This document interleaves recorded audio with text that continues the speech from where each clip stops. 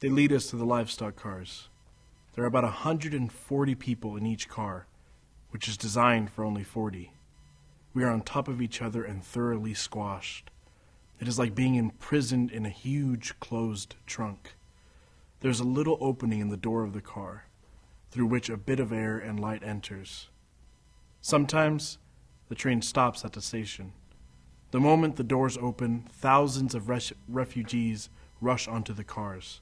Some hoping to find a place, others hoping to find a member or two of their families who have been separated. They call out the names of their lost relatives. But alas, what hope is there really of finding a lost relative in such a situation? Before long, the doors shut and the train plunges into the darkness.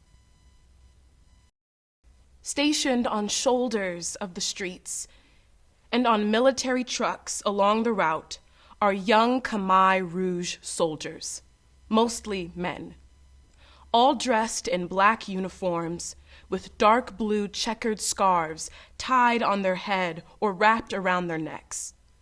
Around their waists are loose belts of grenades and bullets. And in their hands and on their shoulders are machine guns. They point them at us, ordering us to move forward, to keep on moving toward the bridge, not back into the city. There is only out, no in.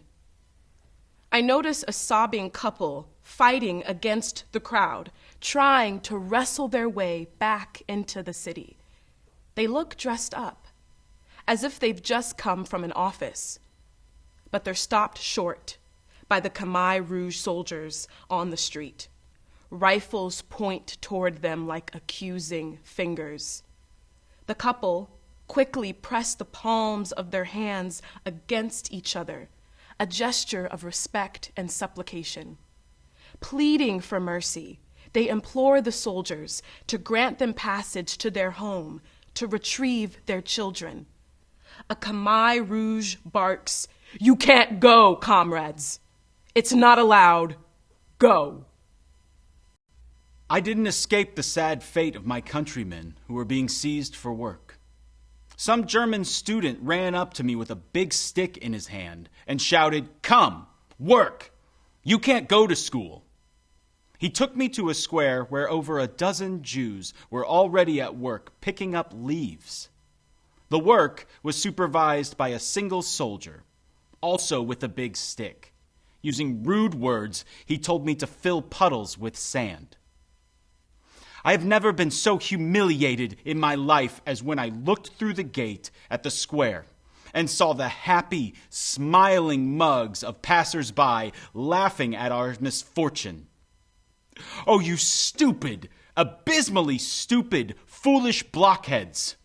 It's our oppressors who should be ashamed, not us.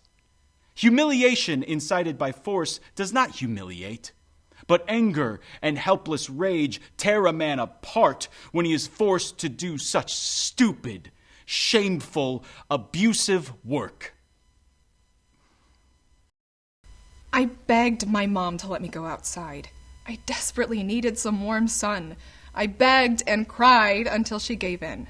Already out the door, I barely heard her. I flew down the stairs. Outside, I just stood still, mesmerized by the beauty of the world. Suddenly, there was an explosion. Smoke and dust were everywhere. I frantically looked around. Through thick smoke, I saw a large piece of our building dangling in front of me. I ran toward the entrance, screaming and crying. I touched my leg and I felt blood. I also felt a sharp, stabbing pain in my legs, but I kept running until I found a neighbor. I threw my arms around her neck and she dragged me to her door. Soon, A dozen neighbors were crowded around, trying to help. I was half conscious, but I could hear them through the confusion. Some were screaming, some were trying to talk to me. I didn't dare look at my legs, even though the neighbors had already wrapped them with towels to slow down the bleeding. I saw my blood on the walls and on the floor. Suddenly, I recognized my father's voice. He took me in his arms. My father's shirt was soaked in my blood. He kept gently hugging me to his chest and gathering in my legs, as if afraid I would spill away. Half dazed, I whispered, "Dad, please don't let me lose my legs."